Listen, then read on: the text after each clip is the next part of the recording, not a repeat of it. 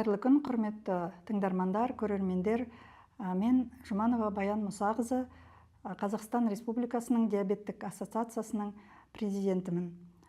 Бүгін біз осы қант диабетін емдеу жайлы, инсулин енгізу жайлы, инсулин енгізіп емдеу жайлы мәлімет бермекшіміз. Барлық тыңдармандарға, барлық көрермендерге өтініш.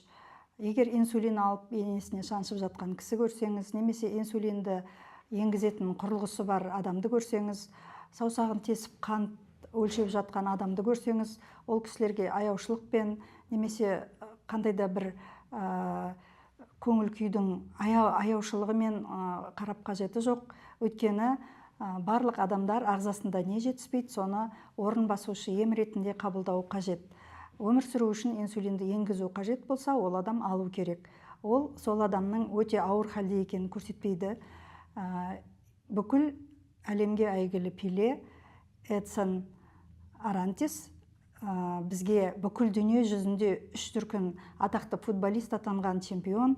Ол 17 жасынан бастап қант диабетінің бірінші типімен ауырған, және ешқашан ол мен аурумын деп ештеңеден қалған жоқ. Сондықтан кез келген адам, көзі нашар көретін адам көзілдірік киетін сияқты, құлағы нашар еститін адам сондай құлағы естуге арналған құрылғы киетін сияқты, ағзада жетіспейтін затты алу, инсулинді алу, ол тек қана орын басушы ем болып табылады. Және ол инсулинді алған адам ешбір басқа адамдардан қажетті мөлшерде алса, айырмашылығы жоқ, өмір сүріп, еңбек етіп, атақты футболист Пеле сияқты 82 жыл өмір сүрген, және басқа да, футболдан басқа да еңбек жасаған адамдай өмір сүре алады. Сондықтан инсулинді қаншалықты мөлшерде алу керек, қалай алу керек, оның барлығын емдеуші дәрігер тағайындағаннан кейін, әрі қарай инсулинді қалай дұрыс сақтау керек, қалай дұрыс енгізу керек, сол туралы мәліметтерді оқып үйреніп алған дұрыс. Дәрігер инсулиннің бірнеше түрін тағайындауы мүмкін. Кез келген инсулинді сақтау өте маңызды. Өйткені мерзімі өтіп кеткен инсулин енгізсе ағзаға, немесе бұзылған инсулин енгізсе, ол кезде оның әсері болмайды. Сондықтан инсулиннің сақтау мерзімі оның сыртындағы қорабында жазылып тұрады, және шприц қаламсаптардың өзінде көрсетіледі. Міндетті түрде сақтау мерзімін қарап көріп алыңыздар. Одан кейін инсулинді сақтау өте маңызды нәрсе. Инсулин жарамды болғанмен, оны сақтау температурасында ұстау керек болады. Міндетті түрде сізге берілген бір қораптағы 5 шприц қаламсаптың біреуін күнделікті пайдаланатыныңызды сіз үй жағдайында сақтасаңыз болады. Ал қалған дәл осы аптада немесе осы соңғы 10 күндікте пайдаланбайтын инсулин қаламсаптарын тоңазытқышта сақтау керек болады. Және температура +2 және +8 градус аралығынан ауытқымау керек. Тағы да инсулинді тоңазытқышта өте қатты мұз болып қататындай жағдайда ұстауға болмайды. Егер инсулин бір рет қатып қалса, ол қайтадан еріген кезде оның әсері дұрыс болмайды, және оның әсері күндегідей қантты түсірмейді. Сондықтан инсулинді қалай сақтау керек екенін білуіміз керек. Күнделікті пайдаланып жүрген инсулині бар шприц қаламсаптарды күн түсетін терезенің алдына немесе қыздыратын қорлардың үстіне қоюға болмайды.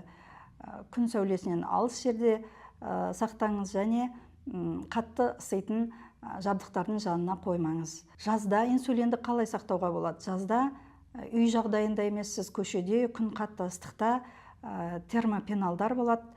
Сол термопеналдарда сақтасаңыз болады.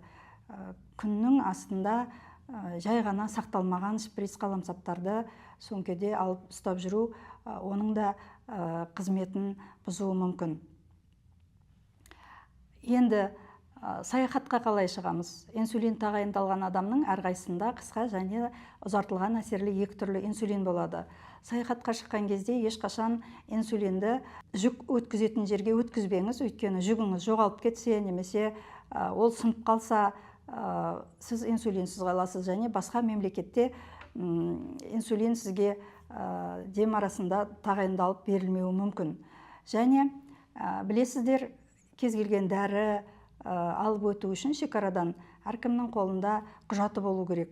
Онда қант диабеті бар екені және қандай инсулин алатыны, олардың атауы қандай, сондай мәліметтер көрсетілген құжаты болу керек. Өйткені белгісіз дәрілермен сізді шекаралардан өткізу кезінде қиындықтар туындауы мүмкін. Енді инсулинді қалай енгіземіз? Инсулинді тері астына, май қабатқа енгізу керек. Ол үшін дененің бөліктерінде бізде тері асты май қабаты дамыған, сол жерлерге біз қатпар жасауымыз керек болады.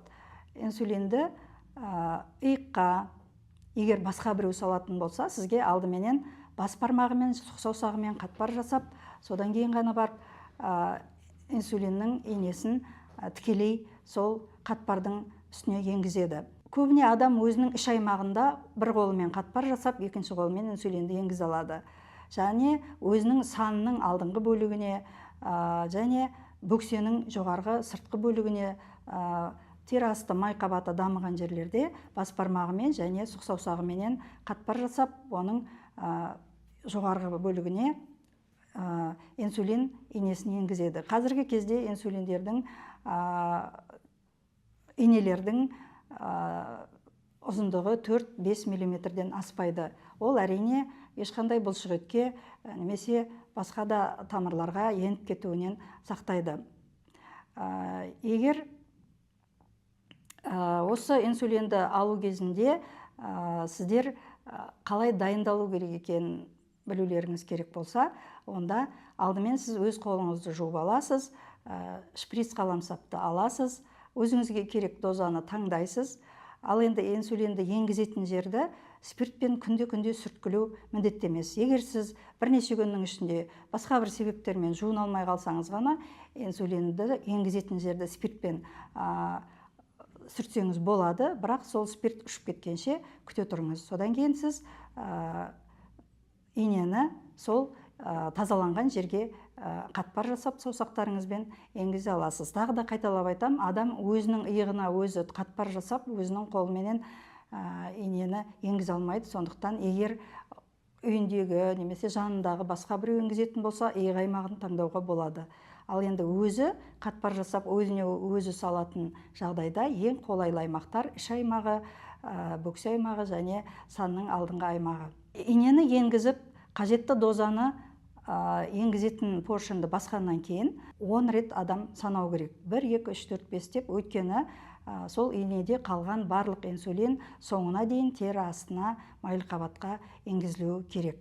Енді ең жылдам сіңірілетін аймақ ол іш аймағы болып есептелінеді. Сондықтан іш аймағына біз таңғы, түскі, кешкі тамақты қабылдар алдында енгіз деп кеңес береміз. Енді инені тек қана күнде бір аймаққа салмас үшін екі саусақты кешегі салған нүктеден алшақ жерге қойып, әрбір кешегі осының алдында салынған инсулин инъекциясының орнын ауыстырып отыру керек болады. 1,5-2 см алшақтатып салу үшін саусақты қойып білсек болады. Әркімнің саусағының қалыңдығы әртүрлі, сондықтан кейбір адамда ол 2 см, кейбір адамдарда 1,5 см болуы мүмкін.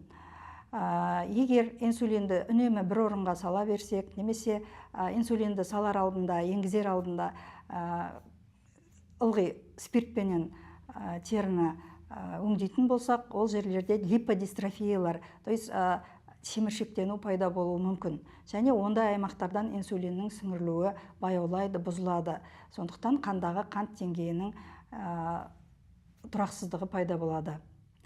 Қазіргі инсулиндер осыдан 30 жыл бұрынғыдай бұқадан алынған, шошқадан алынған инсулиндер емес, генді инженерлік жолмен алынған заманауи барлық жағынан адам инсулиніне ұқсас генді инженерлік адам инсулиндері. Олар сіңу жылдамдығы дені сау адамдардағы сияқты тез тамақ алдында салса, солай тез сорылады. Яғни адамның өз инсулинінен айырмашылығы аз. Біздің мемлекетіміз осындай қымбат, бірақ өте сапалы инсулиндерді сатып алып шетелден және қант диабеті бар адамдарды қамтамасыз етіп отыр. Сонымен біз инсулин жайлы қысқаша мәлімет бердік. Әрине сұрақтарыңыз болса, сіздер өзіңіздің емдеуші дәрігеріңізден сұрасаңыз болады. Және жалпы инсулинді алмау керек, инсулинге сені отырғызып қойған деген сөздерге құлақ аспаңыз. Инсулин біркелкі біртекті болмайды. Бір адамда инсулин алынатын, инсулинсіз өмір сүре алмайтын диабет болады, ал кейбір адамдарда оларда инсулині өзінде болса да оның әсер етпеуіне байланысты жылдар өте келе 10-15 жылдан кейін ол адамдарға инсулин қосылуы мүмкін. Сондықтан сіздің денсаулығыңыз өзіңізге керек. Асқынулары болмау үшін сіз қантыңызды қалыпты жағдайда ұстап тұруыңыз керек. Әрине, ол үшін сіз басқа адамдарды тыңдамай, егер сізге инсулин тағайындалған болса, бұл инсулин жай ғана бір косметикалық зат емес, бұл өмірге қажетті зат. Сондықтан біздің мемлекет қымбат инсулиндерді сатып алуда, оны тағайындаған кезде алу керек болады. Және салу ережесін сақтап, осы инсулинді алудан болатын асқынулардың алдын алыңыздар.